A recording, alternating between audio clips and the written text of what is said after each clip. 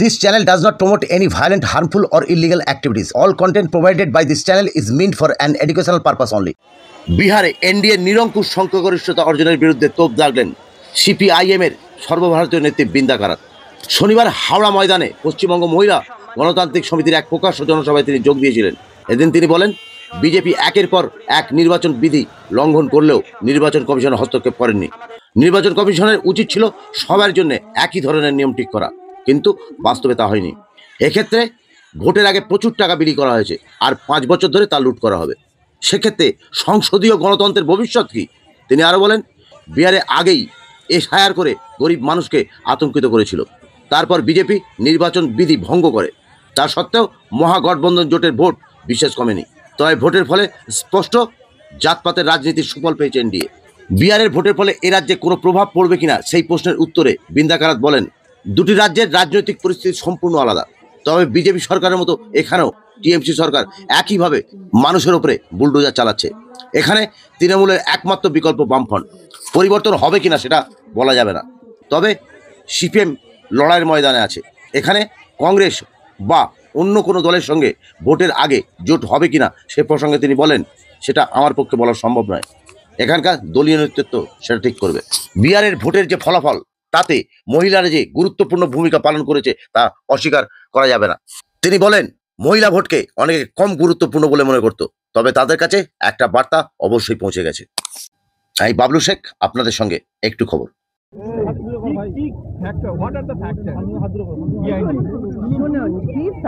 ওটা তো এখন পরিষ্কার হচ্ছে কি ইলেকশন কমিশনের যা দায়িত্ব আছে কি যে কোনো জায়গায় নির্বাচন হয় একটা প্লেইং ফিল্ড লেভেল হওয়া দরকার।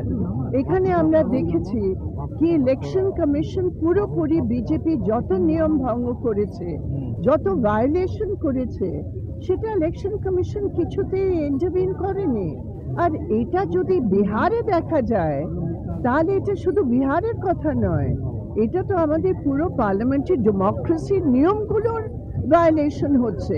ধরুন একটা সরকার সরাসরি যা কোড অফ কন্ডাক্ট আছে, যা কোড অফ কন্ডাক্ট যা হয়ে যায় সরকারের উপর, ওটা সব শেষ করে দিয়েছে। তো এখন নির্বাচনে 5 বছর সবাই লুট হবে, আর নির্বাচনের ঠিক 1 মাস আগে ওরা সব এইসব বলে আমরা এটা দেব ওইটা দেব, কিছু দিয়েও দেয়। 5 বছর লুটের পর এটা যদি হয়, আমাদের পার্লামেন্টারি ডেমোক্রেসি কোথায় দাঁড়াবে আপনি বলুন? সেকেন্ড কথা, আমি নিজে বিহারে ছিলাম, আর জায়গায় জায়গায় গিয়ে লোক বলছিল কি কত টাকা বিলি হচ্ছে, কত ডিস্ট্রিবিউট হচ্ছে টাকা। এটা তো একটা ওপেন সিক্রেট ছিল। তো ফার্স্ট পয়েন্ট হচ্ছে, একটা তো এসআইআর করে আতঙ্কিত করেছে বিহারের গরিবদের। সেকেন্ড হচ্ছে যত কোড অফ কন্ডাক্টের নিয়ম ছিল ওটা সব ভাঙানো হয়েছে। এসআইআর এর কোনো রেজাল্টের সঙ্গে এসআইআর এর কোনো লিংক আছে? সেটা স্টাডি করে বলতে হবে, এখন আমি বলতে পারছি না। কিন্তু একটা কথা আমি নিশ্চয়ই বলবো কি আমাদের যেখানে মহাগঠবন্ধনের কথা আছে সেখানে খুব ভোট কমেছে তা নয়, কিন্তু আর 0.8% বা এরকম কিছু। কিন্তু ওরা যেভাবে বিহারে কাস্ট পলিটিক্সকে আরো স্ট্রেংথ দিয়েছে বিজেপি আর এনডিএ, সেটা একটা ঘটনা। আর that has paid them dividends, এটা তো বলতে হবে। ওয়েস্ট বেঙ্গলে এই রেজাল্ট, বিহারের এই রেজাল্ট ওয়েস্ট বেঙ্গলে কোনো বলা হচ্ছে বিশালভাবে সুইং করেছে এই এনডিএ জোটে। এটা কি করে সম্ভব? মহিলাদের এখন লোক তো বলছে কি মহিলাদের ভোট সুইং করেছে।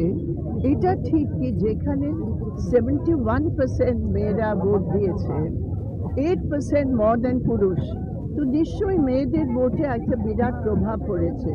তো মেয়েদের ভোটকে যারা আন্ডার এস্টিমেট করে ওদের একটা ভালো শিক্ষা আছে কি মেয়েদের ভোট কোনোদিন আন্ডার এস্টিমেট করা যায় না।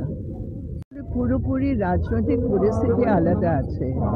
এখানে একটা নন বিজেপি টিএমসি সরকার আছে, আর সেই সরকার ঠিক বিজেপির রাস্তায় চলছে, এটা পরিষ্কার। একদিকে টিএমসি, একদিকে বিজেপি। মানুষের সামনে জলে কুমির আর ডাঙায় বাঘ। কিন্তু মানুষ এখন ইউনাইটেড ভাবে হয়ে দুজনের বিরুদ্ধে তৈরি হচ্ছে, এটা সবচেয়ে বড় কথা। তো ওয়েস্ট বেঙ্গল আপনি বিহারের সাথে তুলনা করতে পারেন না, এটা একেবারে রাজনৈতিক পরিস্থিতি আলাদা আছে। ওইখানে একটা মহাগঠবন্ধন অল্টারনেটিভ ছিল, এখানে লেফট ফ্রন্ট অল্টারনেটিভ আছে, এটা একেবারে পরিষ্কার। আর আমাদের যা অল্টারনেটিভ পলিটিক্স আছে, আমরা তো কাস্ট আর ধর্মের ভিত্তিতে পলিটিক্স করি না, তার বিরুদ্ধে আমরা দাঁড়িয়ে আছি। তো সেই জন্য ওয়েস্ট বেঙ্গলে দুটো শক্তির বিরুদ্ধে আমাদের লড়াই আছে। বাংলায় আর পরিবর্তনের এখানে- সম্ভাবনা কতটা, কি দেখছেন দেখুন, এখন যে আপনার- পরিবর্তন শুধু বলে হবে না তো, পরিবর্তন কোন দিকে, এইটা হচ্ছে ব্যাপার। বিহারের পরিবর্তনের মানে মহাগঠবন্ধনের সরকার, ওয়েস্ট বেঙ্গলের পরিবর্তনের মতন যদি আমরা কথা বলি, that is for left front, বামপন্থী শক্তিদের পক্ষে। সেটার জন্য তো লড়াই তো আছে। তো সেই জন্য আমার মনে হয় না কি বিহারের সেভাবে খুব প্রভাব পড়বে। একটা সাইকোলজিক্যাল জিনিস বিজেপি চেষ্টা করছে, কিন্তু ওইসব তো হওয়ার কথা। সিপিআইএম এর পক্ষ থেকে কোনো কোন কোন দলের সঙ্গে জোট যেতে পারে, মানে আর নাকি সেটা আমি একা বলতে পারছি না, এটা তো আমাদের ওয়েস্ট বেঙ্গল স্টেট লিডারশিপ সেটা ভালো করে জানবে আর তারাই ঠিক করবে। সেই জন্য ওইটা সিপিআই বলা কংগ্রেস যায়- আগে তো এই ইন্ডিয়া জোটে আছে, সেই যে ইন্ডিয়া জোটে আছে, ইন্ডিয়া জোটে সেক্ষেত্রে দেখুন, আমি এখানেও কি- আপনাকে বলছি, ইন্ডিয়া জোট ওয়েস্ট হিসাবে লড়ছে? শুনুন, আমি আপনাকে বলছি, ওয়েস্ট বেঙ্গলের মেইন ইউনিট হচ্ছে আমাদের সিপিএম আর লেফট ফ্রন্ট। লেফট ফ্রন্ট কি ঠিক করে, ওয়েস্ট বেঙ্গলের সিপিআইএম কি ঠিক করে, সেটা ওই ডিসিশন করে, এখানে পুরো বিশ্লেষণ করে ওরা ঠিক করবে। আর সেটা আমার বলা একেবারে কোনো অধিকারও নেই, আর আমার কিছু বলারও নেই। আমি শুধু এই কথা বলতে চাই কি এটা ওয়েস্ট বেঙ্গলের মানুষের সামনে একটা খুব বড় চ্যালেঞ্জ।